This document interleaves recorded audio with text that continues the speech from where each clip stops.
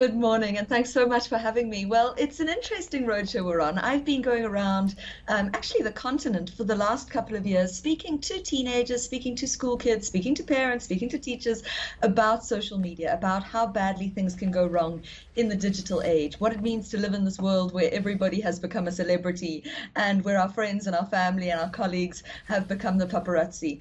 And I think that there are a lot of things about the digital age which parents find frightening. You know, Yuveka, I can tell you that it really is my full-time job to stay on top of developments.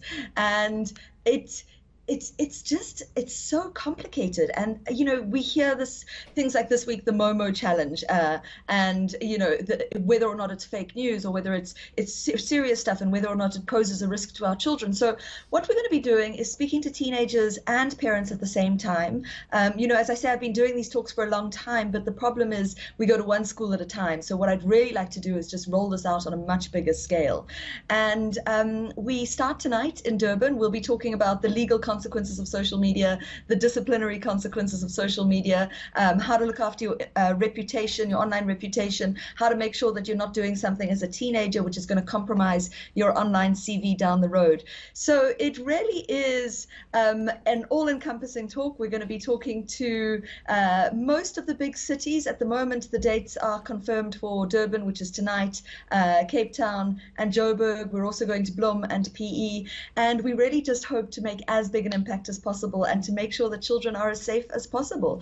Yuveka, you would have seen last week the terrible story of a 13-year-old in Pretoria committing suicide as a result of an image that went viral, and she was bullied. We'll talk about sexting, we'll talk about cyberbullying, and our aim really is to spread the message as far as possible, how to stay as safe as possible, how to survive the digital age. And I suppose that, that's where the tricky part of it comes in, Emma, is that this is where we're going. It is a digital age, but there are so many layers to this, because you've got to consider things like privacy. As much as parents want to know what their kids are getting up to, where do you draw the line, where do you take over, where does the parenting gene kick in there, and how do you balance that, where you keep them relevant. Your children have to stay relevant in the world, but they also have to stay safe. Yeah, they really do. And I think privacy is such an important one, because I think that a lot of people think that privacy is dead these days. So we talk a lot about how to make sure we still have privacy in this very public world. We talk about sharenting. We see parents sharing pictures of children really from before they're even born. Like 90% of children in America who are born already have a digital footprint because their parents have talked about them while they were in utero or posted scan pictures. So your point about staying relevant and still staying safe.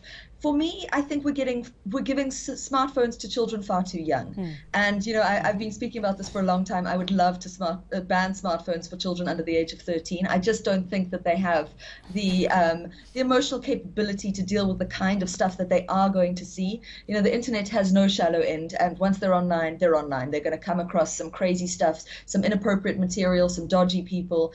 And I think that the longer we can protect them from that world, the better.